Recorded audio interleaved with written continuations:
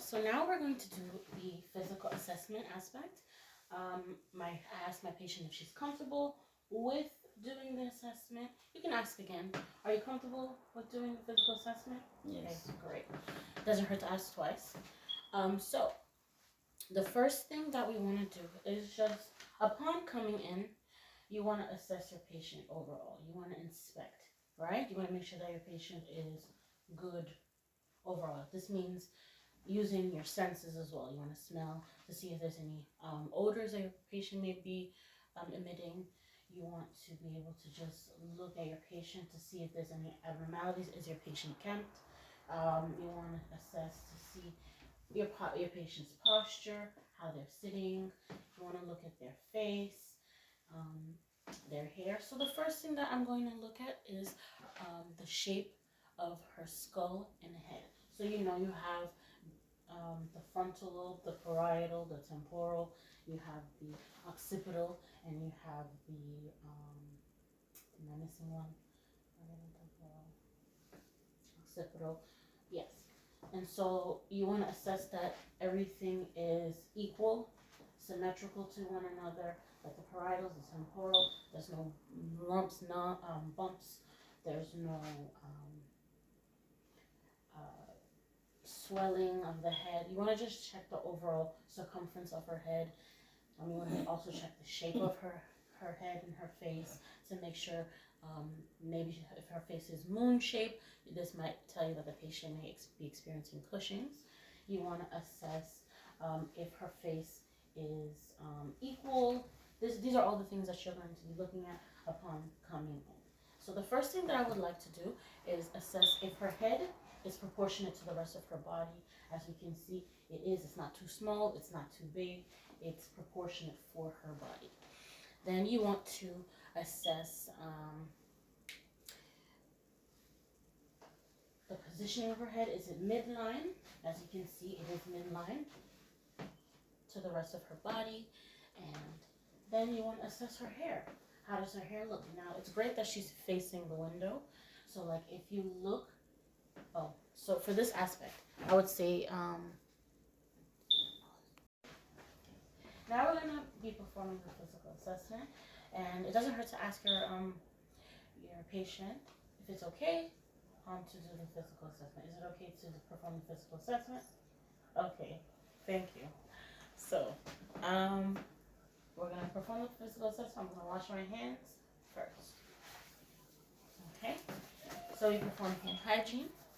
Okay, so the first thing we're going to do for a physical assessment is just inspect. You want to inspect your patient. Just look at the head, look at the face, look at the whole body, look at the whole person. Even as a patient is walking into the room, you want to assess them.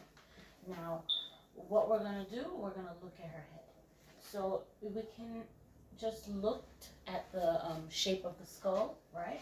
So we know that the cranium can be divided into the parietal, the frontal, parietal, occipital, and temporal, right? So we're going to assess to see that they are the same shape on both sides. You want to make sure that there's no bumps or bruises anywhere on the skull. You want to make sure that her head is proportionate to the rest of her body. You want to make sure that her scalp is clean. If she has excessive dandruff, if she has any redness anywhere on her scalp, is she bleeding on her scalp? You want to see if there's any bumps or discoloration, maybe if there's any fungi or anything of that sort. You want to also assess to see if she has any nits in her head as well. So you're looking for all of those things when assessing. Now, you can also assess her neck as well. You want to assess that her neck is midline, right? You want to make sure that her trach is also midline. Everything is in the middle. Everything is proportionate. So now that you have gloves, fresh clean gloves, you want to assess the hair. So we're looking at our patient's hair. You ask, is it okay if I assess your hair? Good. Okay. So now we want to look at the hair to see if it's sparse. Is it see-through? It's great that she's sitting behind a window during the day because this allows you to see through the hair if it is see-through. And this can give you a little insight on maybe her nutrition, perhaps. You want to assess the scalp to see if there's any nits. You want to assess for any bleeding, like I said before. You want to assess for any nits or discoloration. And you want to also assess that the head is proportioned, there's no indentation. You want to make sure that there is no bumps anywhere, right? No lumps.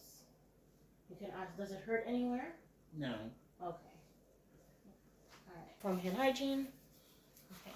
So now we can assess the lips. So the face. You want to just assess the face. Is the shape of the face, is it an abnormal shape? Because if it's moon shaped, this may indicate that maybe she has a hormone imbalance, such as Cushing's. And you want to look at the eyes, make sure that they are, just move the hair out of the way. You want to make sure that the eyes are proportionate to one another. It's not too far apart. You want to even take your pen light if you have one. You want to look at the pupils to make sure that they are. You want to look at the pupils to make sure that they're equal, because you want to make sure that there's no acrosomia going on. You want to make sure that her eyes aren't involuntarily twitching, like nystagmus. You want to make sure. You want to also look at the color. Is it of the sclera? You want to make sure that it's white. If it's yellow, this can indicate jaundice, and if it's Oh, you also want to assess the inner canthus and outer canthus to see if there's any crustation or any cuts. You want to look around the eyes to see if there's any bruising or dark discolorations. You want to also maybe even see if the corner of her eye, the outer canthus, lines with the pinna of her ear, and it does.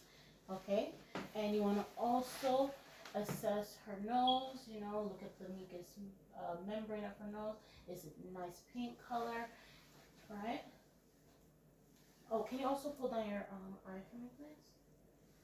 You can also assess the conjunctival sac to make sure that it is not too red, okay?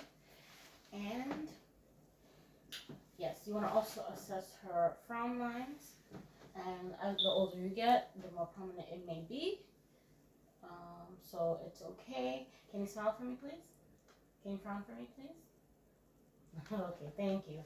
And you see that it does, it looks normal. You can assess the lips, right? So you're looking at your patient's lip, making sure that it's not discolored and not normal color. You want to also assess to make sure that there's no sores or lesions or any infections occurring around the mouth. Can you open your mouth for me, please? Now you can ask your patient to open their mouth. So upon asking your patient to open the mouth, you want to observe for that the mouth is, can you open your mouth wide for me, please? Lift your head for me, please. Okay, awesome. You want to assess if she has any dentures. Do you have any dentures? No. Do you have any pain in your mouth anywhere? Mm-hmm. And you can see for yourself that the mucous membrane is pink. You can assess for the parotid gland to make sure that it's not necrotic or discolored or that is also producing saliva. You want to also look at the hard palate. Can you open your mouth, stick your tongue out? Stick your tongue back in. Okay, you want to assess the hard palate, and you want to make sure that it's pink. There's no patching, white patching anywhere, as this may indicate that the patient has thrush. You want to look on the cheeks as well. You want to ask the patient to stick out her tongue. Can you stick out your tongue for me, please? And you can assess, open your mouth really wide. You want to assess the uvula, and as you ask her to stick out her tongue, it should bounce up and down. And you can also assess the soft palate, hard palate, and you can also assess the tonsils. They shouldn't be swollen. They should not be producing exudate as well. They should just be pink. And you want to ask to see the quality and motility of your patient's tongue. Can you open your mouth again for me, please, animal? Can you make your tongue touch the roof of your, okay? Yes, exactly. And can you stick your tongue out? And you want to assess the patient's tongue to make sure that it's red and it's not dry, it looks moist, there's no cracking, and no discoloration, and it's not too pink or beefy red, if anything, as this can indicate pernicious anemia. You want it to just be a natural pink, as it is. We're going to inspect, as before, I inspected her neck to make sure that there's no enlargement of her nose. All right, you want to make sure that the trachea is in line, right? So everything looks good. So now we can palpate. So I'm going to just palpate to see if there's any enlargement of her in her neck. And you want to also inspect for any bruising or any sores or lesions or anything that's abnormal. You would want to look for maybe even discoloration around the neck, for any darkness with cracks, as this can be a sign of diabetes. Now, you want to just inspect the patient's neck, right? You want to palpate now. You want to palpate, you want to feel to see if there's any enlargement of the lymph nodes, right? You want to see if there's any masses or lumps, as this may indicate actually goiter, and this may indicate that the patient has thyroid imbalance, whether it's overproduction or underproduction of thyroid hormone. And so you want to assess that, and it feels normal, right? So, okay. And you want to also assess the trachea, right? So how you would assess the trachea, you want to take your middle finger and your index finger, and you would put it on the bone, the head of the clavicle, and your middle finger should fall onto the trachea right in the middle. Now, if it was deviated, then your middle finger would either be to the right or the left of the patient, the right of the patient. Okay, so now we're going to be assessing my patient's lymph nodes, right? So can you sit up for me, please? Okay, thank you. So now we're going to assess the nodes in order, I guess. So you want to assess from, so just maybe push your patient's hair back a little bit if you need to, so you can better inspect. Right? So you want to just look around to make sure that there's no prominent lymph nodes anywhere. And so far, I don't see anything that looks prominent or needing attention. So I'm going to assess the preauricle, right? You're going to use the pads of your fingertips. Assess the preauricle, right? You want to assess the posterior auricle, which is behind the ears, right? You want to assess the occipital, which would be in the occipital region, right? You want to assess the tonsillar by the ears, right? And then you want to assess the submandibular. Can you lift your head for me, please? Assess the submandibular, right? And you want to assess the submantle. Okay. You want to assess the superficial cervical vein, right? You want to assess the posterior cervical chain. Okay. And then you want to assess the deep cervical chain as well. And you want to assess the supraclavicular nodes.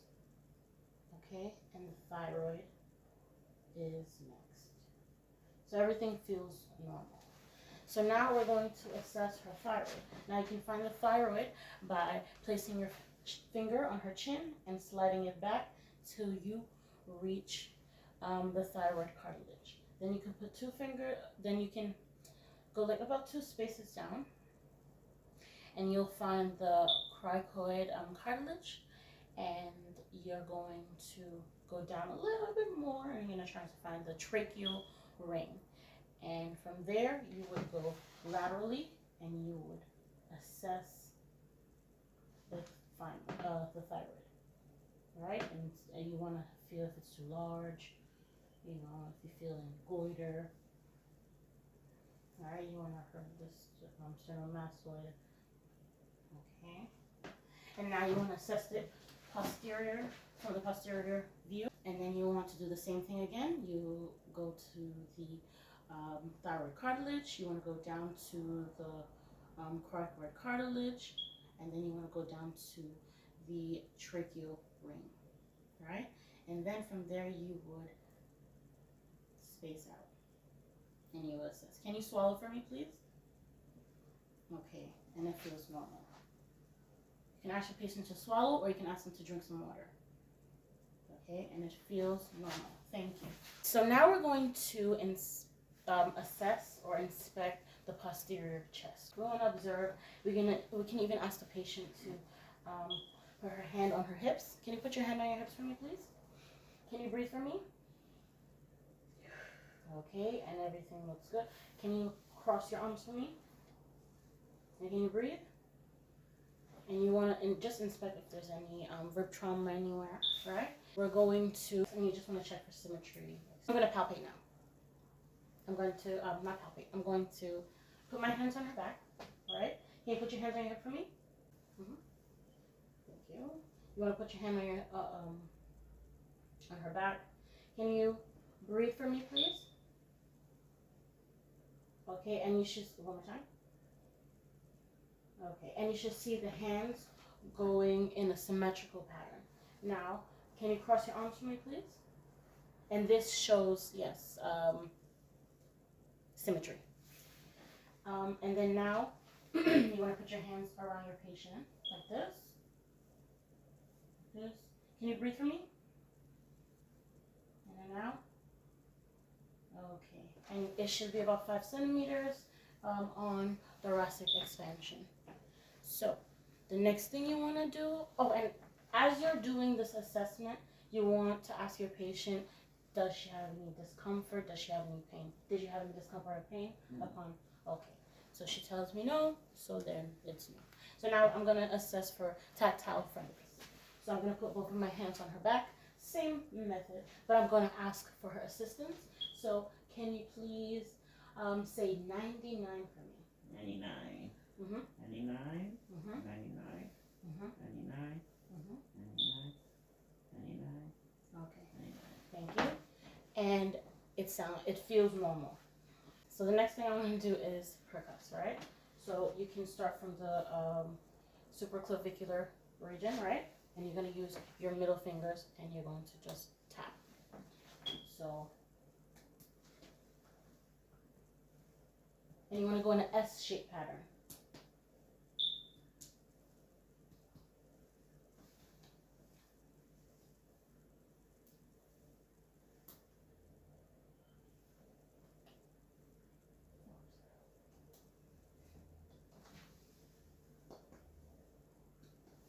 And with percussion, you should hear resonance, right? It should sound low-pitched and hollow. It shouldn't have any hyperresonance, as this can indicate air consolidation or even pneumothorax. And it shouldn't sound dull, as this may indicate that there is a possible solid mass somewhere. So now I can auscultate. So now I'm going to auscultate from the posterior view. So you can ask your patient to breathe for me. Can you breathe for me? Supraclavicular side. S pattern.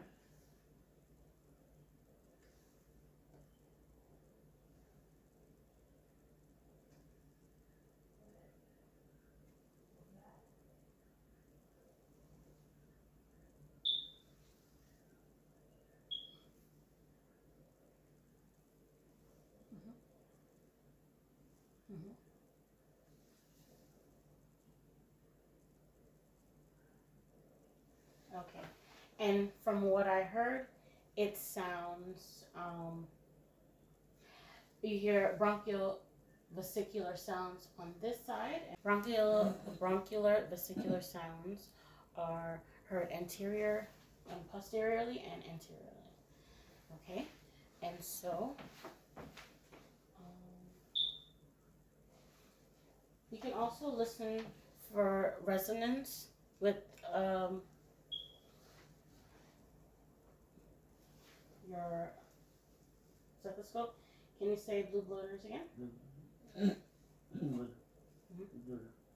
Okay,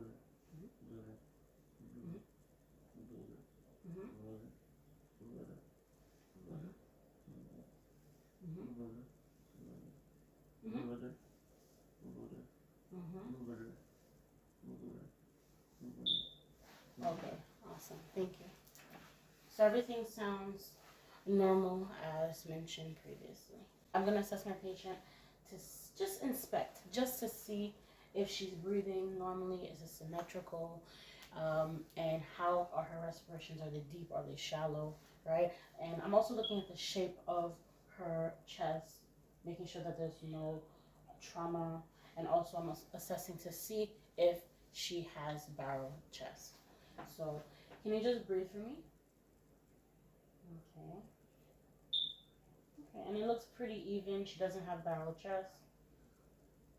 And she's not using accessory muscles, which is important to note, as this may indicate respiratory distress. Okay, thank you. Now that we've done the inspection, we can palpate, right? So we're gonna assess. Can you breathe for me? This is just checking for symmetry.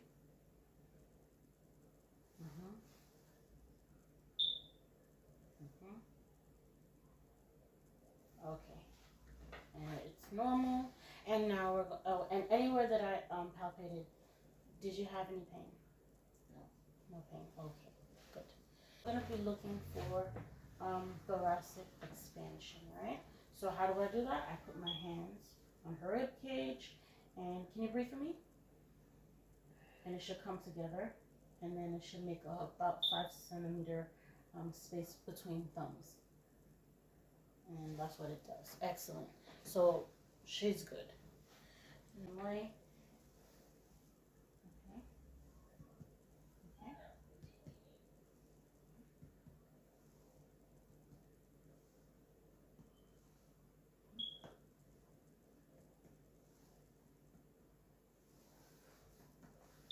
Okay.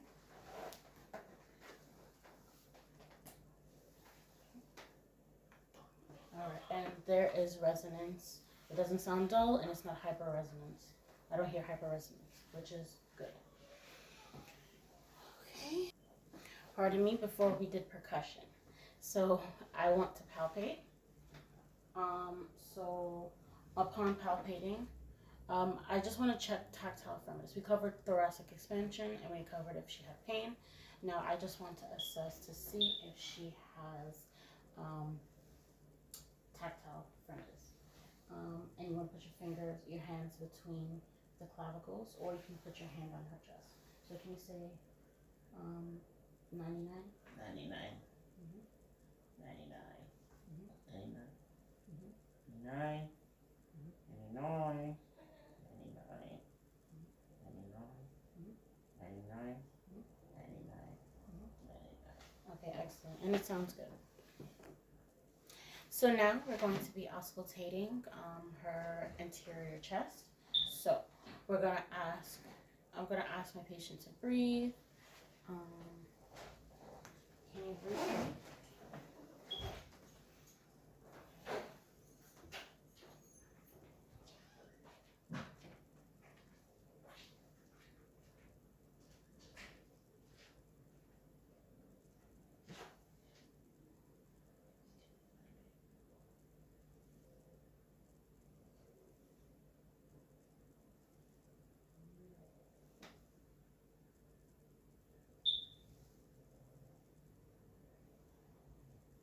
Can you lift your head for me?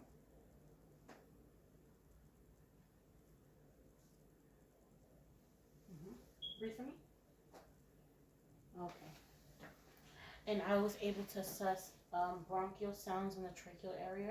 I was able to listen for bronchiovesicular sounds in the center, and I was able to listen for vesicular sounds laterally. Okay, I'm gonna be assessing to see if my patient's carotid artery, if it's pulsating. It's normal to have pulsation, but it should not be bounding. Right? So we're looking at both carotid, and I don't see pulsation. I don't see any bounding. Okay. So now I'm going to palpate, right? I'm going to feel for pulsation to see if it's normal. I'm going to feel if the carotid is, so first I'm going to assess for pulsation, okay? I feel some pulsation and it feels normal. There's no fullness, right? And then this may indicate stenosis. And I can calculate her rate. Okay, multiplied by 2, and it gives me 66. The rhythm feels regular. It's not too slow, not too fast. And I also feel no thrill. Okay. All right. So now I'm going to auscultate to see if I hear any brewing. And I can use the bell.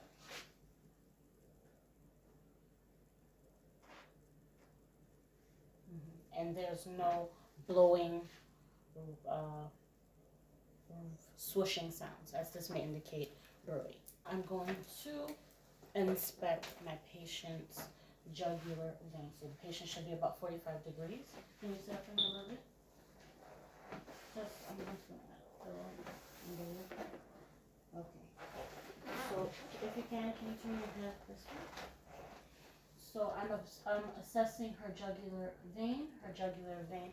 Veins should not be pulsating nor bounding because they just should have a lower pressure than arteries. So I'm assessing, okay, I'm inspecting, and I don't see if there's any pulsation, and it doesn't look full, which can indicate stenosis once again. So it looks good. You can even feel it if you want to see if it feels full, and it doesn't. Okay. So now we're going to assess the chest and precordium.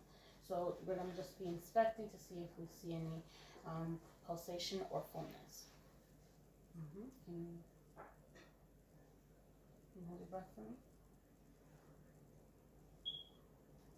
Okay, you can breathe. And I don't see any of that. So this is good. I also want to palpate to see if there's any pulsation or thrills. All right.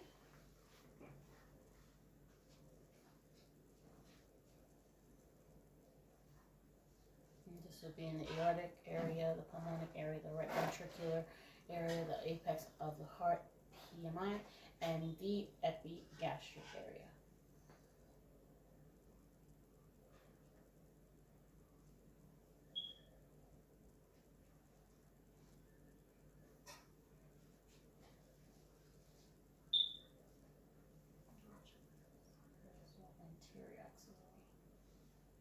Okay, and everything is good. I don't feel any pulsation. So now I'm going to auscultate.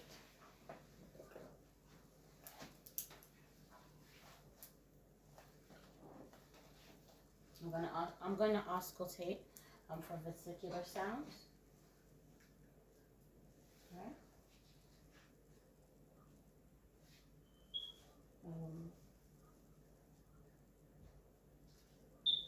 The aortic, the pulmonic, which are both in the second intercostal space. And then you also have Erb's point.